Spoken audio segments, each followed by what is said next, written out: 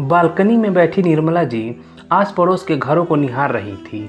कैसे बच्चे उछल कूद कर घर को झालर से सजा रहे थे और बड़े भी उनकी मदद कर रहे थे और आपस में हंसी मजाक चल रहा था। उन्हें देखकर निर्मला जी को पिछली दिवाली याद आ गई। कैसे उनके बेटे रुपेश ने पूरे घर को झालर से सजाया था और शाम होते ही पूरे छत पर दिए जलाकर सजाए थे। पूरे घर में उसके उछल कूद से रौनक थी। दिवाली के 1 महीने बाद रुपेश की शादी दिव्या से हुई और फिर शुरू हुआ झगड़ों का सिलसिला। रुपेश दिव्या को कितना भी समझाता लेकिन वो ना समझती। रुपेश कहता, अलग मकान में रहेंगे तो भी तुम्हें काम करना ही पड़ेगा और खाना बनाना ही पड़ेगा, तो यहाँ क्या दिक्कत है। और फिर माँ भी तो तुम्हारा पूरा हाथ बटाती है। मैं इनका इकलौता बेटा हूँ। मेरे जाने के बाद ये लोग बिल्कुल अकेले रह जाएंगे। अब इनकी भी उम्र हो रही है, इनकी देखभाल कौन करेगा। दिव्या कहती, मैं ये सब नहीं जानती, मुझे अलग रहना है बस, नहीं तो मुझे मायके पहुंचा दो। दिव्या की बात सुनकर खुद ही निर्मला जी ने कहा था, रुपेश बहू जैसा कहती है वैसा कर। लेकिन माँ, लेकिन कुछ नहीं। और फिर रुपेश दिव्या को लेकर चला गया। पूरे 10 महीने हो गए उसके गए हुए, एक बार मिलने भी नहीं आया था।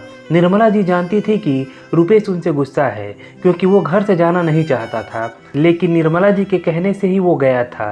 तभी योगेश जी ने पीछे से निर्मला जी के कंधे पर हाथ रखा तो वो अतीत से लौटी। शाम हो चुकी थी, सब लोगों के झालर जगमगा रहे थे।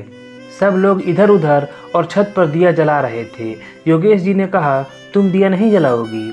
मेरे घर का तो दीपक ही चला गया है, मैं दिया क्या जलाऊं? निर्मला जी ने कहा और योगेश जी के कंधों पर सिर रख कर रोने लगी। योगेश जी ने कहा, चुप हो जाओ निर्मला, आज के दिन रोते नहीं, हमारे बच्चे जहाँ भी रहें खुश रहें। निर्मला जी ने एक दिया जलाकर आंगन में रख दिया और फिर यादों में खो गई। ठीक है, मेरे कहने से वो गया, लेकिन मिलने भी तो आ सकता था। इसके पहले भी तो मैंने उसे कितना डांटा है, लेकिन तब तो वो मेरे बिना नहीं रह पाता था। मैं गुस्से से ना बोलूँ तो मेरी मनुहार करता था बोलने के लिए। फिर इस बार ऐसा क्या बोल दिया मैंने कि उसे इतना बुरा लग गया। तभी किसी ने दरवाज़ा खटखटाया तो निर्मला जी की तंद्रा टूटी। योगेश जी ने घड़ी की तरफ देखा, रात के 9 बज चुके थे। उन्होंने जाकर दरवाज़ा खोला। सामने रुपेश को खड़े देखकर जोर से चिल्लाए, निर्मला देखो कौन आया है। बिना देखे ही निर्मला जी ने मन में सोचा, कोई भी आए क्या फ़र्क पड़ता है, मेरा रुपेश तो नहीं आया ना। रुपेश ने योगेश जी के पैर छुए और अंदर आया। निर्मला जी उसे देखकर अपने आप को रोक नहीं सकी और ज़ोर ज़ोर से रोने लगी। रुपेश भी माँ के गले लगकर रोने लगा और अलग खड़े योगेश जी भी रो रहे थे।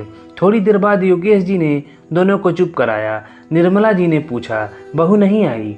रुपेश ने कहा, माँ तू सब जानती है फिर भी पूछ रही है। योगेश जी ने कहा, बेटे को कुछ बनाओ खिलाओ, बातें तो होती रहेंगी। नहीं पापा, मैं तो बस आप लोगों का आशीर्वाद लेने आया था, मैं निकलूँगा थोड़ी देर में।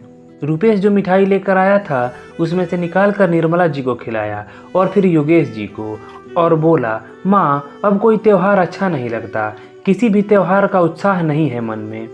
माँ रोना नहीं, मैं चलता हूँ, पापा माँ का ख्याल रखिएगा। और रुपेश चला गया।